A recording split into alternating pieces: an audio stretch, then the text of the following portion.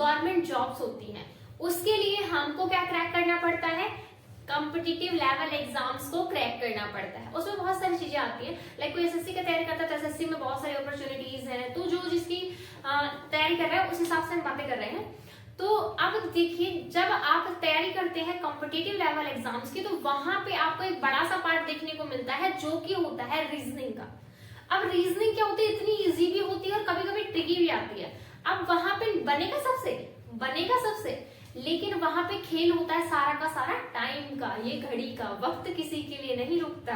तो वही वाली चीजें हैं, हमें क्या है, हम आंसर तो बना लेंगे, लेकिन वो जो टाइम कंज्यूम होगा, कॉम्पिटिटिव लेवल एग्जाम बस हमारा टाइम को ही लिमिट में करना सिखाता है कि हमको अगर एक क्वेश्चन करना है तो उससे एक लिमिटेड टाइम है, उसी के अंदर हमको करना है, हम क्वेश्चन कर देंगे। लेकिन अगर हमको शॉर्ट ट्रिक पता हो तो हम उस क्वेश्चन को विद इन टाइम पूरा सॉल्व आउट कर देंगे एंड हम टिक द मार्क कर देंगे।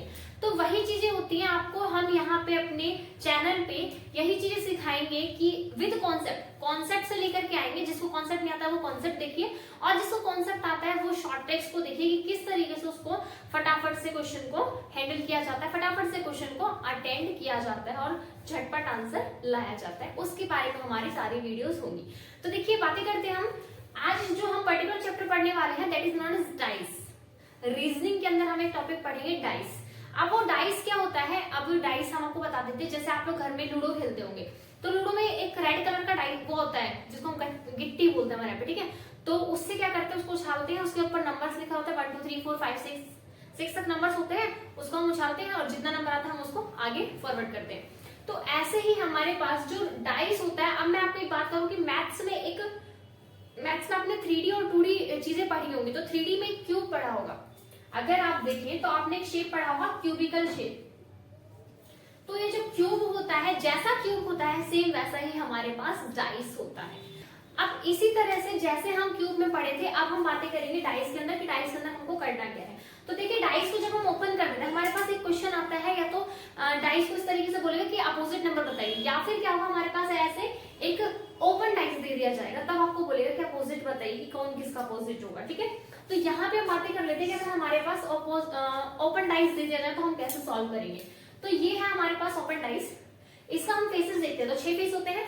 इसके अंदर क्या देख सकते हैं, 6 फेस होते हैं, एक के ऊपर का, एक नीचे का, एक यहाँ का, एक यहाँ का। कितने हो गए, 4। एक ये सामने दिख रहा है और एक अंदर होता है, 5 और 6 फेसेस होते हैं हमारे पास। तो इसी तरह हम यहाँ पे देख लेते हैं, 1 2 3 4 फेस तो लिख दिया, 2 जो बचा है वो क्या है। तो हम इसको इन डाइस हम ऐसे बातें करते हैं कि एक बॉटम होता है और एक टॉप होता है। तो मैं इसको मान लेती हूँ, ये हमारा क्या है, बॉटम है और ये हमारा टॉप है। तो हमारा जो डाइस होगा, इसको हम क्या कर रहे हैं, फोल्ड कर देंगे। तो फोल्ड करेंगे तो ये इसके ऊपर आएगा, ये इसके ऊपर आएगा। अब ये इसके ऊपर आएगा तो ये भी यहाँ से फोल्ड आउट होगा। तो ये दोनों क्या होंगे, एक दूसरे के अपोजिट हो जाएंगे और ये दोनों एक दूसरे के अपोजिट हो जाएंगे, जो कि फेसेस बनाएंगे। तो ऐसे ही क्वेश्चन आएगा, जैसे हमने यहाँ पे देखो ये फोल्डेड डायग्राम रहा। आप जब फोल्ड करोगे तो आप कुछ इस तरीके से फोल्ड करोगे। तो ये हमारा क्या है, F4 फेस है, ये हमारा F2 फेस है, ये F1 है। उसके बाद ये बॉटम है हमारा, और ये हमारा टॉप है, और ये हमारा कौन सा बच गया, F3 फेस बच गया, ठीक है। तो इसी तरीके से हमको क्या करना, उठा करके से फोल्ड कर देना है। अब बातें करते हैं कि कैसे हम पता करेंगे कि कौन किसका अपोजिट होता है। तो उसमें देखिए, आप खुद ही देखिए, जब आप इसको ऊपर फोल्ड करेंगे तो ये दोनों एक दूसरे के अपोजिट होंगे, मतलब कि एक फेस को छोड़ करके ये दोनों क्या है, एक दूसरे के अपोजिट है। अब मैं इन दोनों की बातें करूं तो ये दोनों क्या है, हमारे पास फेस 1 और फेस 3 एक दूसरे के अपोजिट है। उसी तरह ये दोनों बच गया तो ये दोनों क्या करेंगे, ये दोनों एक दूसरे के अपोजिट होंगे। तो देखिए, हम बातें करते हैं, अगर हमारे पास एक क्यूब है। अब यहाँ पे मैं एक डायग्राम बनाती हूँ।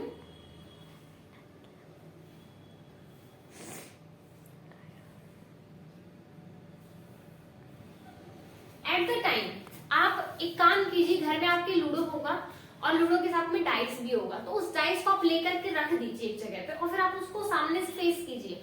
तो आपको एट द टाइम आपको सिर्फ 3 उसके फेस दिखेंगे, 3 ही फेस दिखेंगे। लाइक मैंने यहाँ पे बनाया है 1 2 3 फेस, है ना। आप उसको ऐसे पलट दीजिए तो बाकी के जो 3 फेस बचेंगे वो दिख जाएंगे, लेकिन ये नीचे वाला जो है वो नहीं दिखेगा, ठीक है। अभी नीचे वाले को हमने क्या कर रखा है, अभी हमने कि रखा है तो एक नीचे की साइड हो गया ना, हम उसको पलटे नहीं, हम उसको साइड करेंगे, ठीक है। तो फेस का बदल जाएगा। तो ऐसे हम क्या करते हैं, यहाँ पे 2 डायग्राम बना लेते हैं।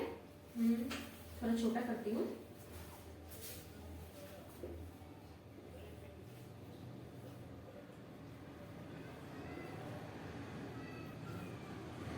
ये है हमारे पास 2 क्यूब, इस तरीके से हमको दिखाया जाएगा।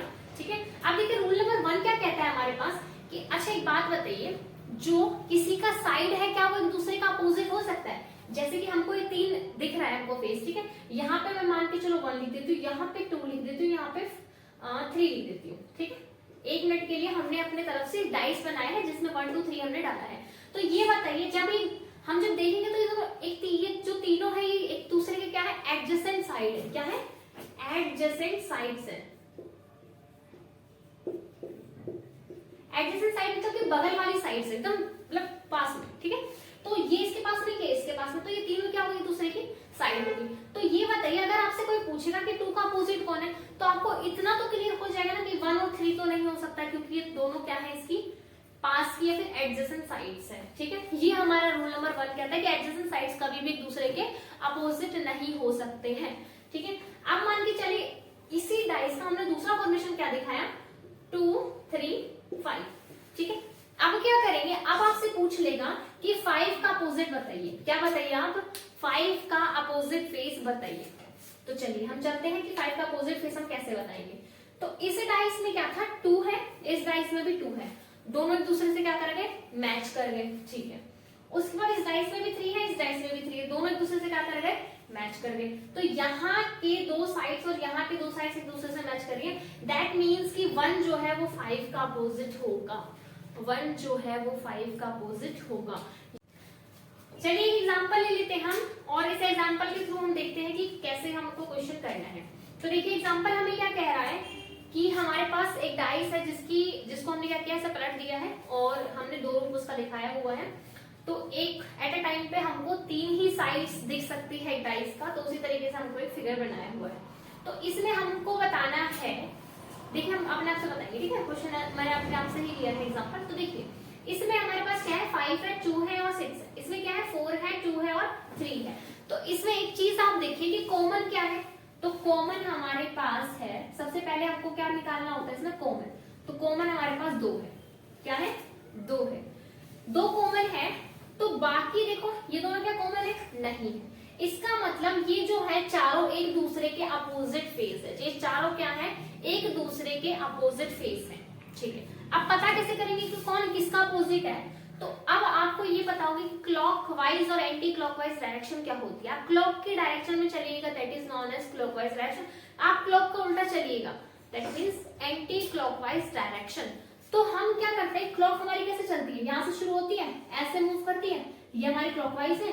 और अगर ये उल्टा चलने लग जाएगी तो ये एंटी है, एंटी क्लॉकवाइज, और ये हमारा है क्लॉकवाइज। तो देखिए क्वेश्चन को हम देखते हैं। क्वेश्चन क्या कह रहा है? 2 हमारा कॉमन है, तो अब यहां वाले से हम क्या कर रहे हैं? ऐसे क्लॉकवाइज चलते हैं। तो 2 के बाद कौन आ रहा है? 5 आ रहा है। 2 के बाद हमारे पास कौन आ रहा है? 5 आ रहा है। 5 के बाद हमारे पास 6 आ रहा है। ठीक है, अब नेक्स्ट फिगर में देखते हैं, ये फिगर नंबर 1 का है। फिगर नंबर 2 में देखते हैं, इसी में इसी तरीके से क्लॉकवाइज चलेंगे। 2 के बाद कौन आ रहा है? 4 आ रहा है। 4 के बाद कौन आ रहा है? 3 आ रहा है। अब देखिए इतना इजी क्वेश्चन हो गया, इतना इजी क्वेश्चन हो गया कि आप फटाफट से टिक मार देंगे कौन किसका अपोजिट है। ये दोनों कॉमन था, ये एक दूसरे का अपोजिट है, ये एक दूसरे का अपोजिट है। दैट मीन्स कि 5 is opposite to 4 and 6 is opposite to 3। ठीक है, अब आपसे बोलेंगे कि जो 2 कॉमन है ये किसका अपोजिट है? फिर अब आप एक बात बताइए, 5 4 का अपोजिट है, 6 3 का अपोजिट है, तो 2 1 का अपोजिट होगा, 2 1 का अपोजिट होगा। This is your question. तो मिलते हैं हम आपको नेक्स्ट वीडियो में। अब क्या करेंगे, जो नेक्स्ट वीडियो होगी उस नेक्स्ट वीडियो में हम क्वेश्चंस के ऊपर बातें करेंगे। अब क्या होता है हमारे पास क्वेश्चन से किस तरह होता है, क्या पता हमको ओपन डाइस दे दे, ओपन डाइस ना दे करके हमको इसी तरीके का डाइस दे के 4 डाइस बना दे, तब हमको निकालना हो अपोजिट फेस, या फिर 2 डाइस दे दे, 3 डाइस भी दे सकता है। तो उस बेस पे हम एक एक करके क्वेश्चंस को करेंगे। मिलते हैं हम आपको नेक्स्ट वीडियो में इसी तरीके की short and tricky with conceptual videos देखने के लिए। चैनल को अभी के अभी सब्सक्राइब कर लो,